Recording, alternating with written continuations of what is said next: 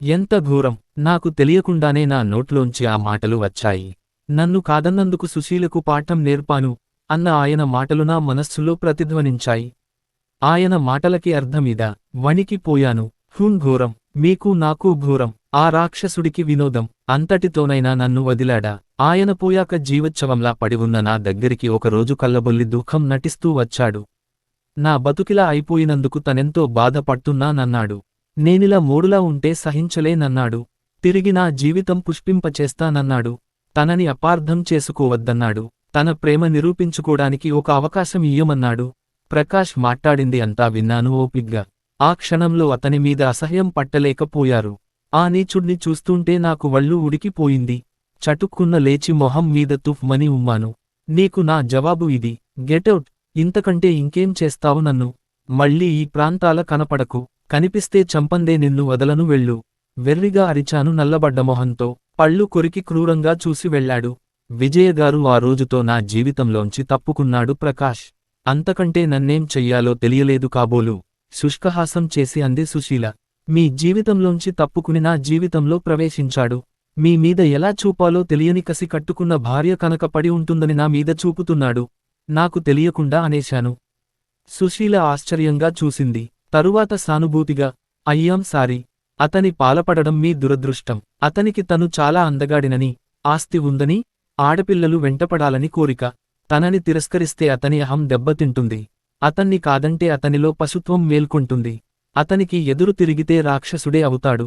అసలు ఆ మనిషిలో ఏమన్నా మెంటల్గా లోపం ఉందేమో అనిపిస్తుంది ఒక్కోసారి విజయగారు అంది సుశీల. ఆ మాటలో నిజం ఉందనిపించింది నాకు. మీరిప్పుడేం చేస్తున్నారు? అన్నాను సానుభూతిగా. సుశీల శుష్కహాసం చేసి, చేయడానికి ఏముంది? బతకాలిగా. ఏదో ఉద్యోగం చూసుకుని మోడులా బతుకీడుస్తున్నాను అంది. వెళ్ళడానికి లేచాను. విజయగారు, ఒక్క మాట. ఎలాగో పెళ్ళి అయింది. భర్త అతన్ని మీరు భరించాలి కనుక అతన్ని మంచిగా మార్చగలరేమో ప్రయత్నించండి. అతన్ని రెచ్చగొట్టడం వల్ల మరింత రాక్షసుడవడం మినహా ప్రయోజనం ఉండదు. ఒక స్నేహితురాలిగా ఇది నా సలహా అంది అభిమానంగా. ఏం మాట్లాడేందుకు లేక స్నేహంగా చెయ్యి నొక్కి వచ్చాను. ఇంటికి వచ్చి అత్తగారితో అంతా చెప్పాను. ఆవిడ మొహం పాలిపోయింది. చెమట పట్టింది. నిజంగానా? వీడు అంత పని చేయించాడంటావా? నమ్మలేకుండా ఉన్నాను. గుండెలమీద భయంగా చేయి వేసుకున్నారు.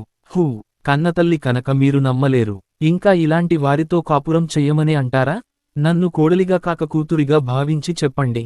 ఆవిడ ఇబ్బందిగా చూశారు. అమ్మా విజయ, నీవే అన్నావు. నేను కన్నతల్లిని. కొడుకు ఎలాంటివాడైనా తల్లి అభిమానించకుండా ఉండలేదు. వాడి శ్రేయస్సు కోరుతూనే ఉంటుంది. చిన్నప్పటినుంచి వాడి స్వభావం వింతగానే ఉండేది. ఒక్కడే కొడుకేమో. ఆడింది ఆటగా పెరగటంతో పంతం, మంకుతనం, గారాబం, కోపం అన్నీ ఉండేవి. అంతేకాదు, తను చెప్పిన పని చేయని ఆయాని గిల్లేవాడు, కొరికేవాడు. నౌకరు ఏదన్నా తెమ్మన్నది తేకపోతే చేతిలోది విసిరేవాడు. వాడు అడిగింది మేం లేదంటే తిండి తినేవాడు కాదు. ఇంట్లో అన్నీ విరగగొట్టి పాడు చేసేవాడు. ఇంట్లో కుక్క పిల్లని తోకపట్టి పీకి అది కుయ్యోమంటే ఆనందించేవాడు. పిల్లి చెవులు ఎత్తిపట్టి కుదేసేవాడు. వీధిలో పిల్లలతో ఆడుతూ వాళ్లని నానావిధాలా ఏడిపించేవాడు. ఆఖరికి పక్షి కనిపించినా రాయి విసిరేవాడు. చీమ కుట్టినా కసిగా కాలితో రాసేవాడు. ఇదంతా మా పెంపకం లోపమేమో, ముద్దు చేసి పాడుచేశామని బాధపడేవాళ్లం. ఒక్కగా నొక్కడ్ని ఏమీ అనలేక, అంటే వాడి హఠం భరించలేక వాడు అవునన్నది చేసేవాళ్లం.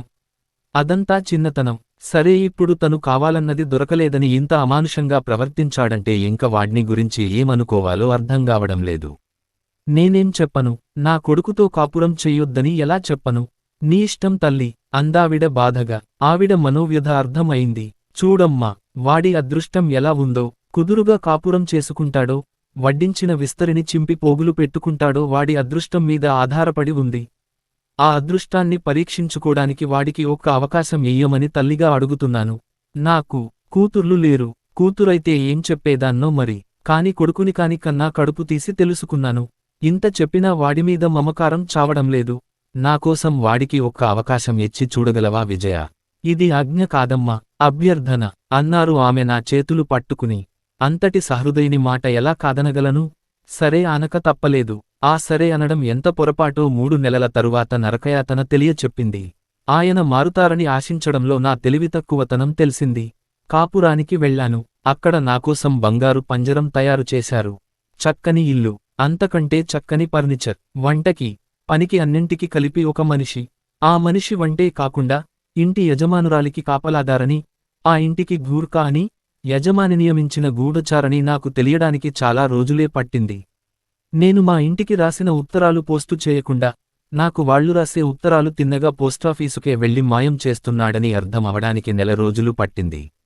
నేనిక్కడికి రాగానే మా ఇంటికి ఉత్తరం రాసినా వాళ్లెందుకు జవాబు రాయలేదో, కొత్త కాపురం సరిదిద్దడానికి వస్తానన్న అమ్మ ఎందుకు రాలేదో, ఏ సంగతి తెలియక ఎన్ని ఉత్తరాలు రాసినా జవాబు రాయని వాళ్ల మీద కోపం తెచ్చుకున్నాను. పెళ్లి చేసి పంపి మరచిపోయారని కోపం వచ్చింది. ఆయనకి రోజంతా ఆఫీసు పని, సాయంత్రం ఇంటికొచ్చాక తాగి, వళ్ళు తెలియకుండా రాత్రంతా పడుకోవడం దినచర్య.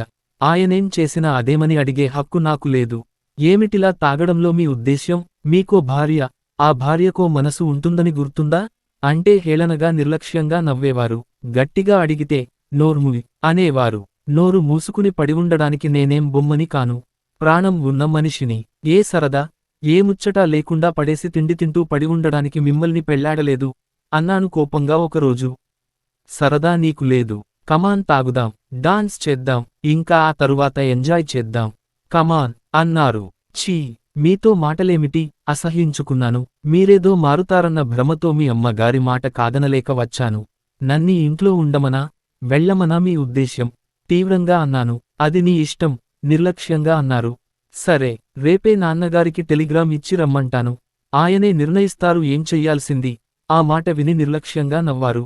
మర్నాడు పనివాడితో టెలిగ్రాం పంపాను. 3 రోజులైనా నాన్నగారు రాలేదు. ఆశ్చర్యపడ్డాను. అర్జంటని టెలిగ్రాం ఇచ్చినా ఆయన రాకపోవడంతో ఏమీ అర్థంకాక తికమక పడ్డాను. అపురూపంగా పెంచి పెళ్లి చేసి ఇంతలా ఒక్కసారిగా నా కర్మానికి నన్ను వదిలేసినట్టు ఎలా ఊరుకున్నారన్న అనుమానం వచ్చింది. ఏడుపు వచ్చింది. నాన్న రాలేదు.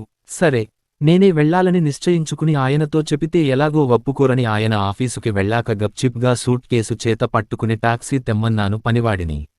ఎక్కడికెడుతున్నారమ్మా అన్నారు వాడు. మామూలుగా అడుగుతున్నాడనుకుని, మా పుట్టింటికి వెళ్తున్నాను. 4 రోజులలో వస్తాను. ఆయన వస్తే చెప్పు అన్నాను.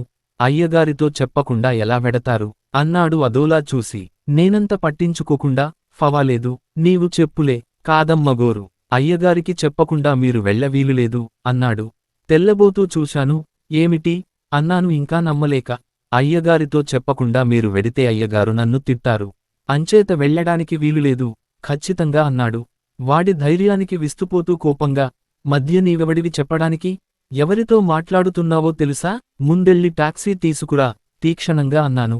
వాడు ఆ కోపానికి జడవలేదు. పైపెచ్చు ఇంకా ధాటీగా, నేను వెళ్ళను, మిమ్మల్ని వెళ్ళనివ్వను అన్నాడు. వాడ్ని ఏం చెయ్యాలో తెలియనంత కోపం వచ్చింది. వాడి వరస చూస్తే లాభం లేదనిపించింది. సరే నేనే వెళ్ళి ఎక్కుతాను అన్నాను విసురుగా పైకి వెళ్ళబోయాను. వాడు గుమ్మానికి అడ్డంగా చెయ్యి పెట్టి, అమ్మగారు, అనవసరంగా గొడవపడకండి, లోపలికి వెళ్ళండి. మీరు వెళ్ళడానికి లేదు. అంతగా వెళ్ళాలంటే అయ్యగారు వచ్చాక వెళ్ళండి. అయ్యగారు వచ్చేవరకు గుమ్మం దాటనివ్వను అంటూ అడ్డంగా నిలబడ్డాడు.